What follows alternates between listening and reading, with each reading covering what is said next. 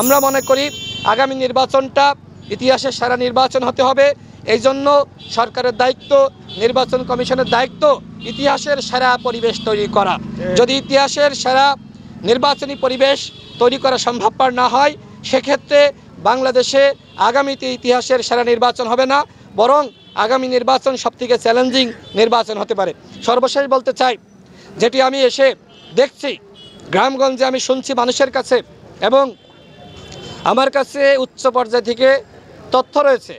আপনারা জানেন যে আমাদের যিনি নিরাপত্তা উপদেষ্টা রয়েছেন তিনি ভারতে গিয়েছিলেন এবং ভারতের নিরাপত্তা উপদেষ্টার সাথে সেখানে বৈঠক অনুষ্ঠিত হয়েছে। ভারতের পক্ষ থেকে বাংলাদেশ সরকারকে স্পষ্ট বার্তা দেওয়া হয়েছে যে আগামী নির্বাচনে আওয়ামী লীগ, জাতীয় পার্টি সহ যারা ফ্যাসিবাদের দোসর ছিল তাদেরকে নাকি সুযোগ দিতে হবে।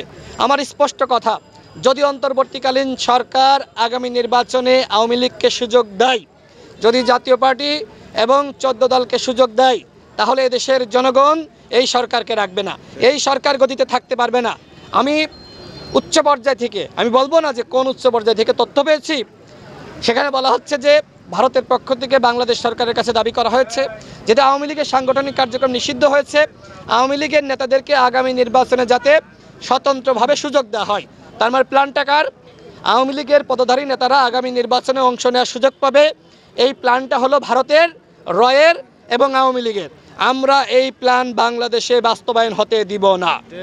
স্পষ্ট কথা, আওয়ামী লীগের কোনো পদধারী নেতা যারা 24-এর ডামি নির্বাচনে অংশ নিয়েছে এবং ডামি ওই নির্বাচনে স্বতন্ত্রভাবে পাশ করেছে, তারা আগামী নির্বাচনে অংশ নিতে পারবে না।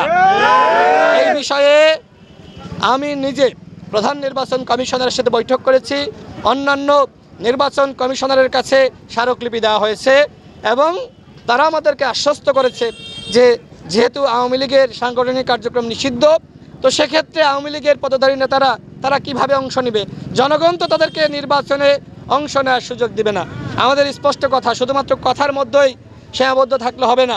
আওয়ামী লীগের কোনো পদধারী নেতা বিচারের আগে দল হিসেবে আন্তর্জাতিক অপরাধ ট্রাইব্যুনালে যে বিচার কার্যক্রম শুরু হয়েছে, শেখ হাসিনার ফাঁসির আদেশের মাধ্যমে আওয়ামী লীগের অন্যান্য নেতাদের বিচার, এবং একই সাথে দল হিসেবে আওয়ামী লীগের বিচার শেষ হওয়ার আগে আওয়ামী লীগের কোনো পদধারী নেতা স্বতন্ত্রভাবেও আগামী নির্বাচনে অংশ নিতে পারবে না।